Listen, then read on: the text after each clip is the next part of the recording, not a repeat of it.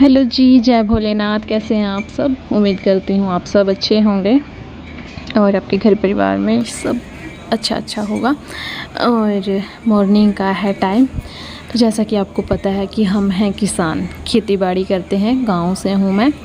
और तो खेतों में आज मतलब स्प्रे करने के लिए, यूरिया डालने के लिए कुछ लोग लगाए जाते हैं, रेंट पे लगाया जाता है।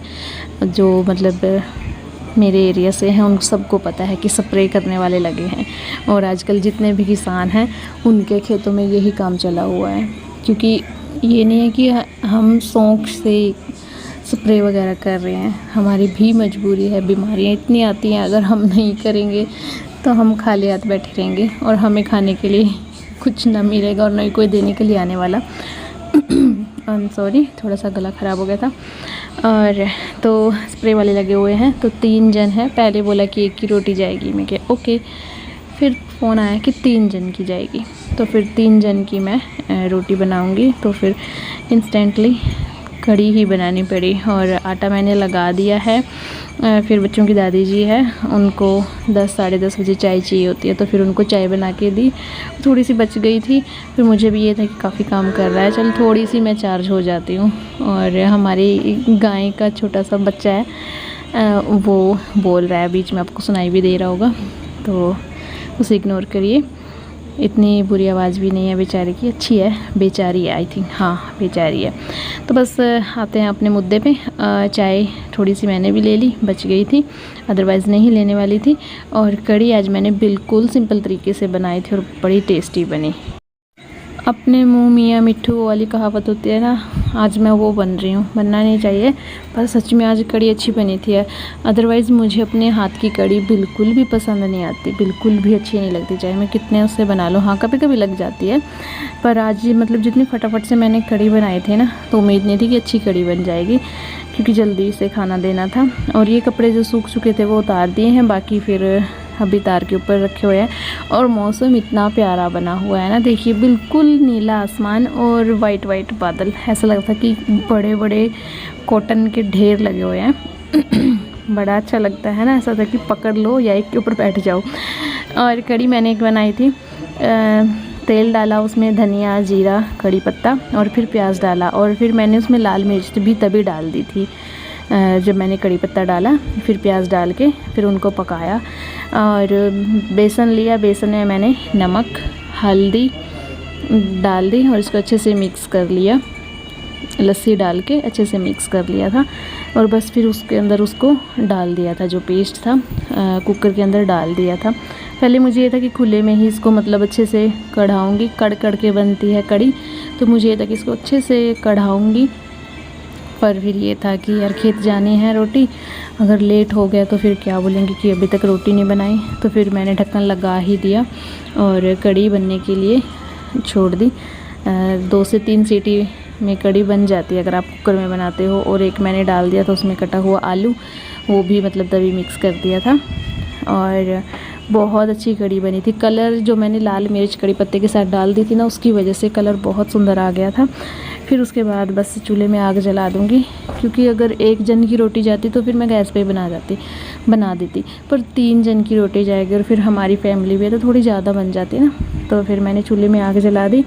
और जब तक धूप आएगी ना तब तक रोटी बना देंगे हम। मतलब 10 साढ़े 10 बजे, मतलब मैं रोटी 10:30 बजे के आसपास लग गई थी बनाने, क्योंकि मुझे पता था कि चूल्हे पे धूप आ जाती है। ये देखिए, फिर बच्चों की दादी जी ने बोला कि चलो मैं हेल्प कर देती हूँ, तो फिर मैंने रोटियां बना दी थी, उन्होंने सेक दी थी।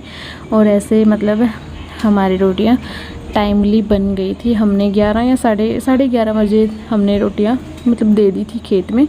और फिर आज मैंने कुछ और भी काम शुरू कर रखा है, तो बस वो भी देखना है आगे क्या काम कर रखा है, वो आपको आगे पता चलेगा।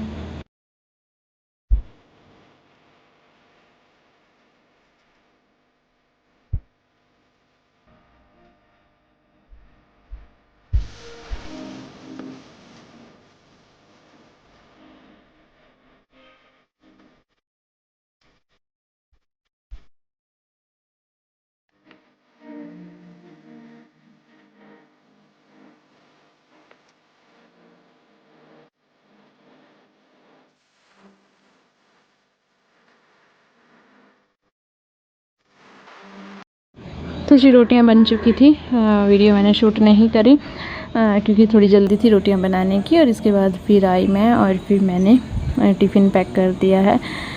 जितनी रोटियां जानी थी, मतलब अगर ये होता है कि 3 जन की रोटी जाती है तो हम मतलब कुछ रोटियां ना एक्स्ट्रा ही डालते हैं, क्योंकि खेत है, खेत में कोई भी काम करते हुए इधर उधर से आ जाता है तो फिर मतलब आई थिंक क्या पता उसे भूख लगी हो या वो भी खाने के लिए मांग ले, है ना, तो सामने वाले को एम्बैरेस फील ना हो, इसीलिए फिर थोड़ा सा एक्स्ट्रा खाना ही दिया जाता है। खेत में अगर 3 की रोटियां बोलते हैं तो मतलब 4 का खाना तो जाता है, ऐसा ही होता है।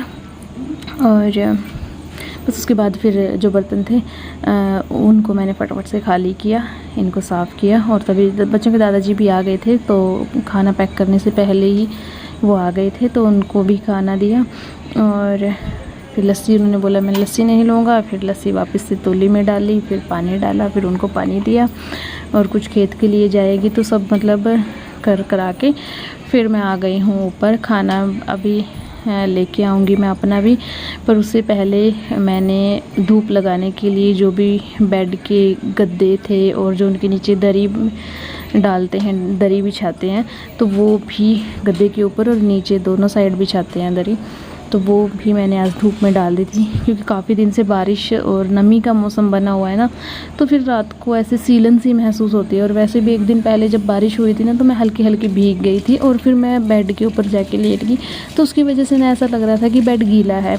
तो फिर मुझे लगा कि आज पूरा जो बेड का सामान है, तकिए, कंबल, कुशन, सब कुछ ना धूप में डाल दिया था। मैट मैंने 1 दिन पहले डाले थे, मैट वॉश करने हैं, पर आजकल मौसम ऐसा बना हुआ है ना कि बारिश का भरोसा ही नहीं है, कब बारिश आ जाती है, और बादल हर टाइम चले ही रहते हैं।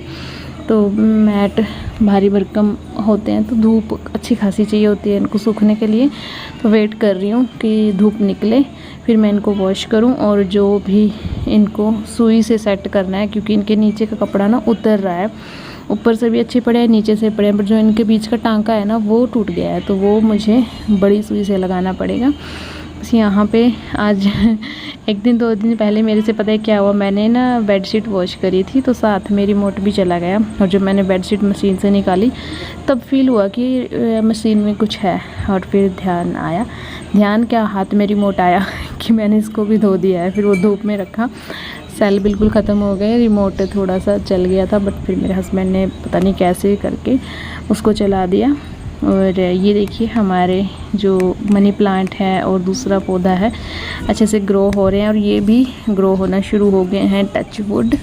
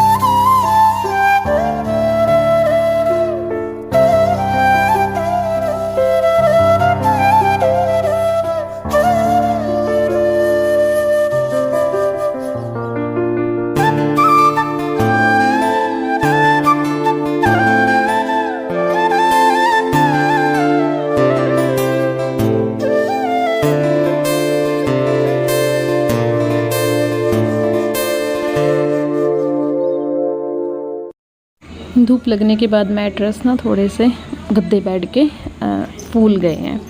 और यही होता है धूप लगाने का फ़ायदा भी, ये भी होता है ना बैक्टीरिया वगैरह। देखो धूप के कई सारे फ़ायदे हैं और नुकसान भी है। नुकसान तब है जब आप डायरेक्ट बैठे रहते हो, ऐसी चीज़ों को रखने में मतलब सुखाने में जिनको धूप की ज़रूरत होती है उनका कोई डर नहीं होता, और इसकी वजह से एक अच्छी सी महक भी आ जाती है ना। अदरवाइज़ जो सीलन की बदबू होती है वो बहुत गंदी होती है। बदबू तो नहीं थी बट एक फीलिंग थी कि शायद सीलन है, और वो जा चुकी है। और अब अच्छी सी गरम गरम मैट्रेस, गद्दे, तकिए, कुशन सब हो गए हैं रेडी। और जो ये मेरे पिल्लो कवर हैं जिनके ऊपर हिरन से बने हुए हैं, ये ना मेरी शादी के हैं। मतलब मैंने अपनी शादी में इनको लिया था, शादी के बाद लिया था मैंने इनको, तो तब से ये चल रहे हैं। हाँ एक दो की ऑलमोस्ट क्या, एक दो की जिप ठीक है, बाकी सबकी ख़राब हो गई है। पर वो भी मतलब टाइम भी देखो कितना हो गया है, बट जो इनका कपड़ा है वो एज़ इट इज़ पड़ा है, कलर है वो एज़ इट इज़ पड़ा है। उस टाइम मुझे ये 250 के मिले थे, तब मुझे लगा था कि थोड़े कॉस्टली हैं, बट फिर भी इतने कॉस्टली भी नहीं लगे थे। बट छोटे छोटे थे ना, इसलिए लगा कि यार इतने छोटे छोटे कवर इतने महंगे।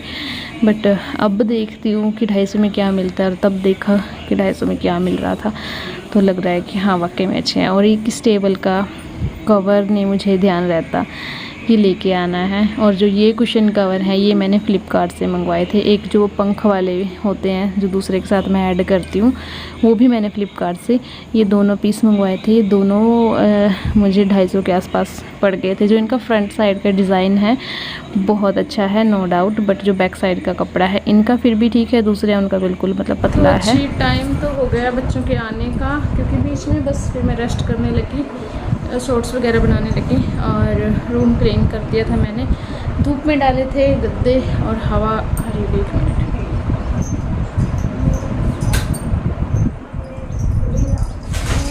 तो काफ़ी दिनों से सोच रही हूँ कि जो मुझे बर्थडे गिफ्ट मिला है वो दिखाऊंगी।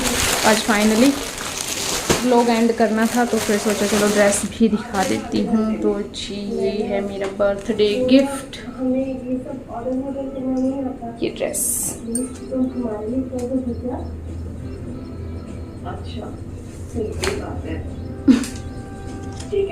और ये स्लीव्स, ये कैसे देखो। मैं कल आऊँ तुम्हारे घर, पास्ता रखोगी मेरे लिए? ये भी कोई बोलने वाली बात है, तो आना और बताना हमें कैसा बनाया, ठीक है? ठीक है। ये मेरा बर्थडे गिफ्ट, और ये इसकी स्लैक्स है, तो मुझे मेरे हस्बैंड ने दिया है। मुझे काफ़ी अच्छा लगा, बस ये समझ नहीं आ रहा कि मैं इसे पहनूंगी कहाँ पे कैसे। और इसके साथ मैं मफरल टाइप दुपट्टा होता है ना जो स्कार्फ्स, वैसा लूँगी। ठीक है, आई होप आपको भी पसंद आया होगा, मुझे तो काफ़ी अच्छा लगा। और बस यही था आज के इस व्लॉग में जितना भी बना है। तो बस अभी आपसे मिलती हूँ मैं नेक्स्ट व्लॉग में, या फिर शाम को कुछ ऐसा हुआ शूट करना तो नेक्स्ट व्लॉग वहीं से शुरू होगा। और वीडियो अच्छी लगी हो तो प्लीज़ लाइक करना, शेयर करना, कमेंट करना, और चैनल पे नए थे तो प्लीज़ सब्सक्राइब करते जाइएगा। Bye bye.